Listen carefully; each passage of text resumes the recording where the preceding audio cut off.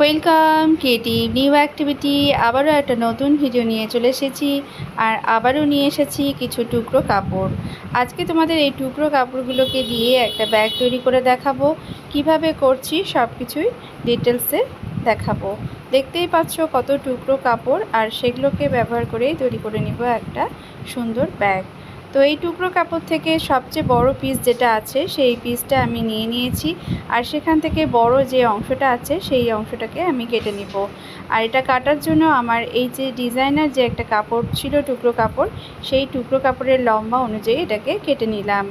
আর তারপরে দেখো, এই যে বড় পিসটা আমি নিয়েছি তার দুই ধারটা একটু সমান করে দিলাম। এইভাবে আমি নিচ দিকটা যেহেতু একটু বড় ছিল, তো সেই জন্য আমি এটা সমান করে নিলাম। এটা একটা ব্লাউজ পিস বা চুড়িদারের পিস হতে পারে, যেটা দিয়ে জামা বানানো হয়েছে। তো টেলার্সের দোকান থেকে যখন আমি কাপড় নিয়ে আসি তো এটা পেয়েছিলাম। এরপরে এই পিসটাকে একটা শপিং ব্যাগের উপরে রাখলাম, আর সেই মাপ করেই আমি এই দুটো এরকম টুকরো কেটে নিলাম।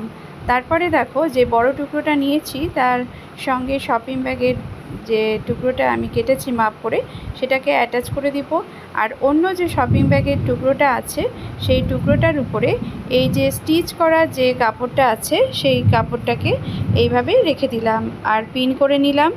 আর তারপরে দুটো টুকরো টুকরো কাপড় এইভাবে জোড়া দিয়ে দিব। যে এমব্রয়ডারি করা যে পিসটা আছে তার সাইডে এইভাবে এটাকে জোড়া দিয়ে দিব, উল্টো করে ধরে নিয়ে এটাকে জোড়া দিয়ে নিব।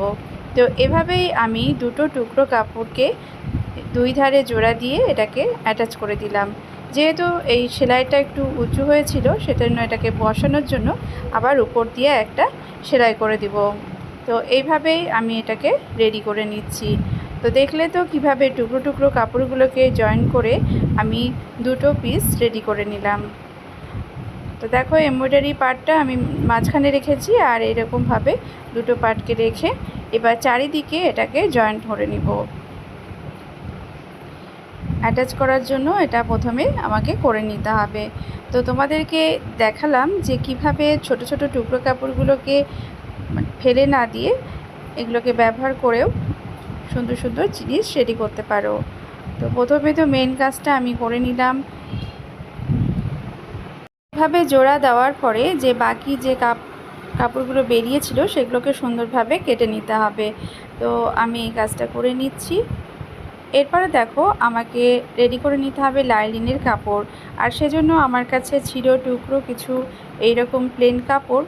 তো সেই টুকরো কাপড়গুলোকে জয়েন করে নিয়ে আমি লাইলিনের কাপড় রেডি করে নিব। লাইলিনটা যেহেতু নিচে থাকে তো সেজন্য জোড়া দিয়ে লাইলিনটা রেডি করলে কোনো অসুবিধা হবে না।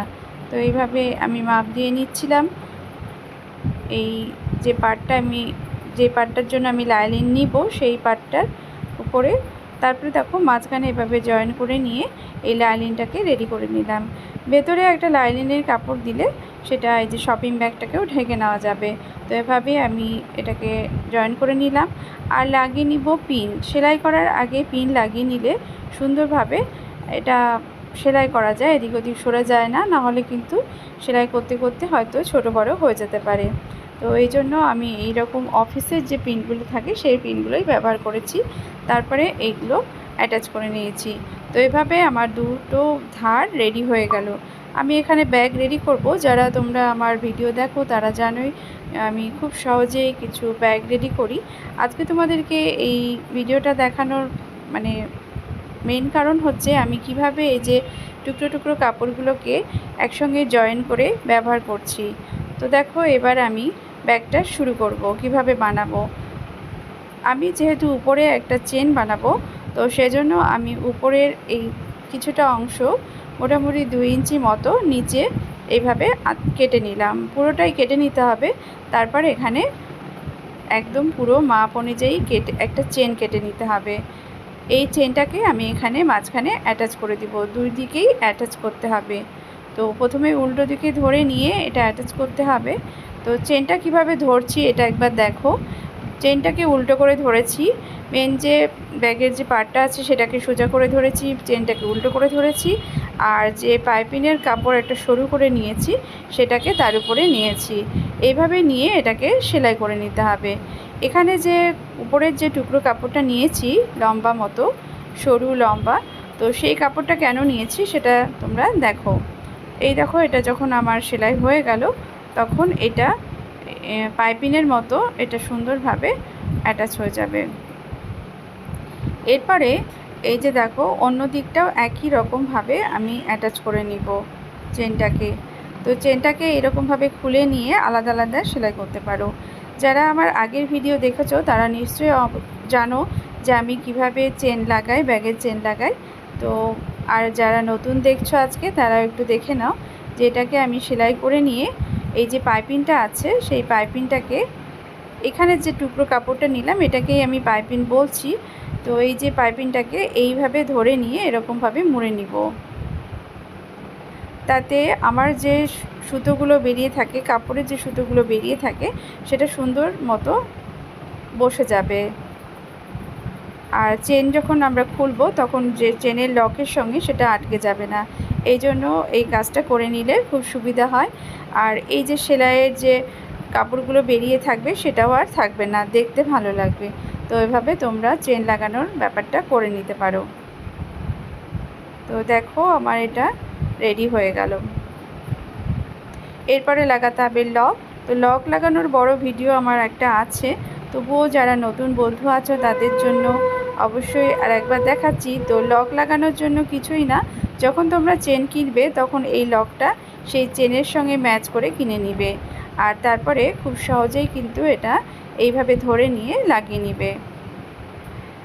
সমানভাবে ধরে নিয়ে এটাকে টান দিলেই কিন্তু খুব সহজে এটা লাগানো হয়ে যায়। তবে প্রথম প্রথম একটু অসুবিধা হতে পারে, কিন্তু ধীরে ধীরে দেখবে এটা করা কোনো অসুবিধার কারণ হবে না। তো এভাবে আমার চেনের লকটা লেগে গেল। এরপরে আমি এটা যেহেতু পকেট বানালাম, তো পকেটের জন্য একটা কাপড় এখানে জোড়া দিতে হবে। তো নিচের দিকে এইভাবে আমি একটা কাপড় অ্যাটাচ করে দিব। যত বড় তুমি পকেট চাও তত বড় এখানে করবে, যেহেতু আমি চওড়াটা দেখতেই পাচ্ছ এতটাই বড় লাগবে, আর লম্বাটা তোমার একটু ছোট বড় করতেই পারো। পুরো কাপড়টাও একদম ব্যাগের যে কাপড়টা নিয়েছি পুরোটা এতটা সমানও নিতে পারো। তো এটাকে পুরো পিন দিয়ে আমি অ্যাটাচ করে দিলাম। আগেই বলেছি পিন দিয়ে অ্যাটাচ করে নিয়ে সেলাই করলে এটা একদমই সরে যাবে না। তো এইভাবে অ্যাটাচ করে নেওয়ার পরে আমার যে কাপড়টা বেরিয়েছিল সেটা আমি কেটে নেব। তো এখানেও আমি একটা ছোট টুকরো ব্যবহার করেছি। আর তারপরে দেখো, আমি এই যে হ্যান্ডেল বানাবো, যে ব্যাগটা বানিয়েছি তার জন্য একটা হ্যান্ডেল বানাবো, সেখানেও একটা টুকরো কাপড়কে আমি নিয়েছি, আর নিয়েছি শপিং ব্যাগের একটা লম্বা টুকরো। তো এইভাবে যে হ্যান্ডেলটা আমি রেডি করছি সেটার জন্য 2 ইঞ্চি থেকে 2.5 ইঞ্চি তোমরা চওড়া নিতে পারো, আর লম্বাটা তোমাদের ইচ্ছে মতো নিতে পারো। এখানে আমি 14 থেকে 16 মতো নিয়েছি, ঠিক আমি মাপ করিনি। তবে যদি ছোট হ্যান্ডব্যাগ হয় তাহলে 14 বা 16 নিতে পারো তোমরা। তবে তোমরা তোমাদের মাপ যতটা চাও সেই অনুযায়ী নিলেই ভালো হয়। তো আমি এভাবে দেখো এটাকে রেডি করে নিচ্ছি। তো খুব সহজেই এই হ্যান্ডেলগুলো রেডি হয়ে গেল। এরপর আমাকে প্রথমেই দেখে নিতে হবে এটা সমান মাপের হয়েছে কি না, আর এটা তারপরে অ্যাটাচ করতে হবে 2 ধারে। আর এটা যখন অ্যাটাচ করব তখন দেখো এইভাবে ধরে নিব, আর 2 দিকে মাপটা সমান রাখতে হবে। এখানে ফিতা দিয়ে মাপ নেওয়া যেতে পারে, কিন্তু আমি সবসময় হাতের কাছে যেহেতু ফিতা রাখি না, তো সেই জন্য হাত দিয়েই মেপে নিলাম। তারপরে এখানে পিন দিয়ে আটকে নেব। মাপ অনুযায়ী আমাকে কিন্তু এটা করতে হবে, না হলে কিন্তু ফিতাগুলো একটু ছোট বড় হয়ে যেতে পারে, একদিকে হয়তো একটু বড় একদিকে ছোট এরকম হয়ে যেতে পারে। তো আমি এখানে 4 আঙ্গুল মাপ নিয়ে এটাকে করে নিয়েছি। আর এটাকে পিন দিয়ে আটকে নেওয়ার পরে আমি এই যে উপরের দিকে চেন লাগাবো। তো আগেই তোমাদের যে চেন লাগানোর পদ্ধতিটা দেখালাম সেভাবেই লাগাতে হবে। চেনটা নিব, তারপরে একটা সরু পাইপিনের মতো নিয়েছি। আর এই পাইপিংটা লাগানোর পরে এই যে হ্যান্ডেলের যে পিনটা আছে সেই পিনটা কিন্তু আমাকে খুলে নিতে হবে। এটা যদি রেখে দিই তাহলে কিন্তু হ্যান্ডেলটা চেপে যাবে। তো সেজন্য এইটাকে খুলে নিয়ে আমাকে এই হ্যান্ডেলটা উপরের দিকে করে নিতে হবে। আর তারপরে এই যে এই যে লম্বা যে কাপড়টা আছে পাইপিংয়ের মতো, সেটাকে এই রকমভাবে লাগিয়ে নিতে হবে, সেলাই করে নিতে হবে। তাহলেই উপরের যে হ্যান্ডেলটা খুব সুন্দরভাবে উপরের দিকে উঠে থাকবে, না হলে কিন্তু নিচের দিকে নেমে যেতে পারে, দেখতেও ভালো লাগবে না যখন তুমি ব্যাগটা ক্যারি করবে। তো এভাবে আমার রেডি হয়ে গেল, হ্যান্ডেল লাগানো রেডি হয়ে গেল। আর তারপরে আমাকে চেনের যে লকটা আছে সেটা এভাবে সোজা করে ধরেই লাগাতে হবে। আর উপরের যে মাথাটা আছে সেটাকে একটু সমান করে নিতে হবে, নাহলে চেনটা একটু উঁচু নিচু হয়ে যেতে পারে। তো এইভাবে আমি এটাকে লাগিয়ে নিলাম। আর আগে তোমাদের বললাম এটা করা খুব একটা কঠিন না, তোমরা একটু প্র্যাকটিস করে দেখতে পারো। আর তারপরে এটাকে উল্টো দিকে এইভাবে করে নিয়ে আমি চারিদিকে সেলাই করে নেব। তো এইভাবে সেলাই করে নিয়েছি। আর চারিদিকে সেলাই করে নেওয়ার পরে এটা ঢেকে দিব এই রকমভাবে সরু কাপড় দিয়ে, লম্বা সরু কাপড় দিয়ে। আর উপরের দিকে মাথাটা একটু বড় করে ধরে পরে মুড়ে দিয়ে করে নিতে হবে, যাতে উপরের যে চেনের অংশটা আছে সেটা সুন্দরভাবে লেগে থাকে। তো এই যে দেখো পাইপিংটা আমি এভাবে রেডি করে নিয়েছি। তারপরে আমাকে যেটা করতে হবে সেটা হচ্ছে হাত দিয়ে এই যে নিচের যে কোণাটা আছে এই কোণাটা ধরে নিয়ে এই রকমভাবে 3 আঙ্গুল মতো সেলাই করে নিব। এখানে তুমি দাগ দিয়ে নিতে পারো বা ভাঁজ করেও সেলাই করতে পারো, যেটা তোমাদের সুবিধে। তোমরা যদি নতুন হও তাহলে দাগ দিয়ে করতে পারো, তাহলে সমান হবে। তো এভাবে আমি কোণাটাকে সেলাই করে নিচ্ছি। এভাবে দুটো কোণা আমার সেলাই হয়ে গেছে। এইভাবেই 3 আঙ্গুল করে ধরে নিয়ে আমি এটাকে সেলাই করে নিয়েছি। তো এটা তোমরা কেটেও দিতে পারো, তারপর একটা পাইপিং লাগিয়ে নিতে পারো। তো আমি এভাবে রেখে দিলাম। আর তারপরে এটাকে আমি খুলে নিব, সোজা করে নিব। আর নিচের তলাটা এভাবে রেডি হয়ে গেল, যেহেতু আমি 3 আঙ্গুল করে ধরলাম তো নিচটা এরকম চওড়া হয়ে যাবে। তো দেখো খুলে কেমন লাগছে। কোণাগুলোকে একটু সুন্দরভাবে খুলে নিতে হবে। তোমরা যদি চাও তাহলে কিন্তু খুব সহজেই এই ধরনের ব্যাগ তোমরাও বাড়িতে রেডি করে নিতে পারো। টুকরো টুকরো কাপড়গুলোকে সুন্দরভাবে কাজে লাগিয়ে আমি এখানে একটা সুন্দর ব্যাগ রেডি করে নিলাম। আর তোমাদের কেমন লাগলো এই ব্যাগটা অবশ্যই কমেন্ট করে জানাবে। ভালো লাগলে অবশ্যই লাইক করবে। আর দেখো কতটা বড় হয়েছে ব্যাগটা, অনেকটাই জায়গা আছে। আর এই নিচের তলাটাও খুব সুন্দরভাবে ফাঁকা হয়ে গেছে। আর এই চেনটা, এখানে দুটো চেন আছে। তো এইভাবে আমার ব্যাগটা রেডি হয়ে গেল। তো অবশ্যই জানাবে কেমন হয়েছে।